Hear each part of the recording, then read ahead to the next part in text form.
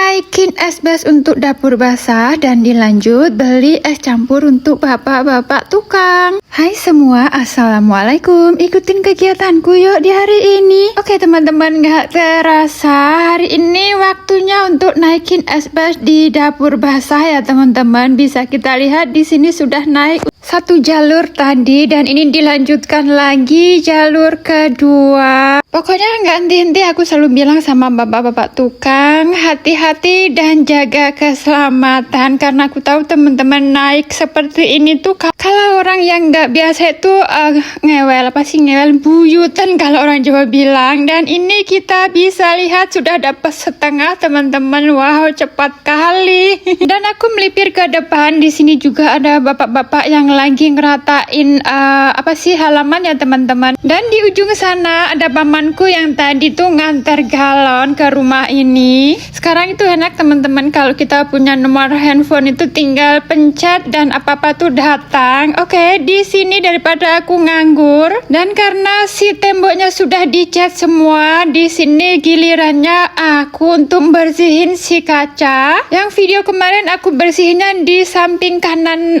rumah dan juga teras depan, dan sekarang gilirannya untuk ngebersihin samping kiri atau tepatnya di garasi motor. Dan oke, setelah selesai aku keluar beli es campur, dan sebelumnya tadi aku udah telepon sama mbaknya buat bungkus es campur di jam 2 karena di jam 2.30 itu kan waktunya break ya teman-teman atau coffee time, jadi aku mintanya di pukul 2. Dan ini tata aku sudah sampai di sana. Alhamdulillah sesampainya di sana ini sudah dibungkus dan aku tinggal cangking ambil ya teman-teman. Dan singkat cerita ini tata aku sudah ada di lokasi pembangunan rumah aku, dan karena waktunya itu sudah agak mepet jadi aku buru-buru masuk ke dalam untuk mempersiapkan es campur tadi. Dan sebelumnya tadi aku tanya sama bapak-bapak tukang, barusan aku beliin es campur, masih mau minum kopi atau just es campur saja? Dan kata bapak tukang, udah nggak usah bikin kopi, minum es campur saja. Dan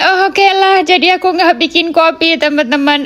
Oke, karena semua sudah siap, lanjut aku panggil bapak-bapak untuk makan. Selagi mereka pada makan, di sini aku melipir ke belakang, ternyata sudah tertutup semua teman-teman. Dan videonya dilanjutin setelah bapak-bapak tukang ini makan es campur tadi. Di sini mereka waktunya ngerjain pengajian untuk si tembok ya teman-teman. Ada yang sama nggak sih sepertiku? Kalau aku ya teman-teman, jadi kalau ada orang kerja dan orang kerja itu rajin dan nggak neko-neko, itu membuat hatiku luluh atau aku tuh bisa royal ke pekerjaku teman-teman, dalam arti bisa beliin ini beliin itu seperti itu.